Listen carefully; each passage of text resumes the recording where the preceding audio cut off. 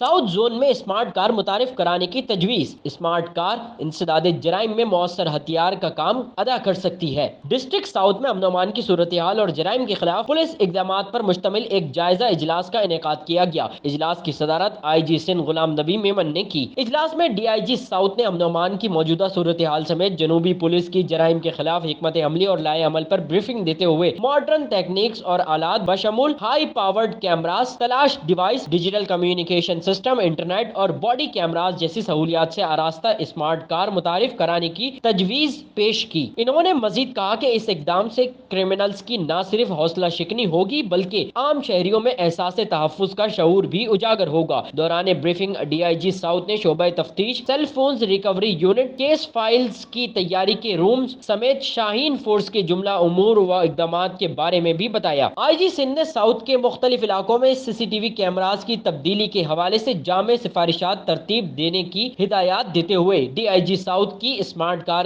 متعارف کرانے کی تجویز کو سراہا اور شاباش دی۔ آئی جی سندھ نے کہا کہ اسے پولیس پیٹرول کار کا نام دیا جائے اور اسے متعارف کرانے کے ضمن میں قابل عمل تجاویز پر مشتمل سفارشات برائے وزیر اعلیٰ سندھ سے باقاعدہ منظوری کے ضمن میں ارسال کی جائیں تاکہ منظوری و توثیقی اقدامات کے بعد اسمارٹ کار پروجیکٹ کا جنوبی زون میں آغاز کیا جا سکے۔ انہوں نے مزید کہا کہ ڈسٹرکٹ ساؤتھ میں امن و امان کے حالات پر مکمل پولیس کنٹرول کے ضمن میں سیکیورٹی کے مجموعی اقدامات کو مزید غیر معمولی بنایا جائے۔ اس موقع پر ساؤتھ زون میں اچھی کارکردگی کا مظاہرہ کرنے پر D S P investigation Clifton Fahmida Abbasi, S H Os و ایس آئی اوز کو تعارفی اسناد دی گئیں، جبکہ مچھر کالونی واقعے پر عمدہ کارکردگی دکھانے پر ہیڈ کانسٹیبل اور کانسٹیبل کو بھی تعارفی اسناد دی گئیں۔ اجلاس میں additional I G Karachi Javed Alam Odho کے علاوہ D I G south, D I G traffic, S S P south, S S P Keamari, S S P city, S S P investigation, A I G operation Sindh, A I G logistic اور A I G admin نے شرکت کی۔ سید نعمان گل، C110 news, Karachi.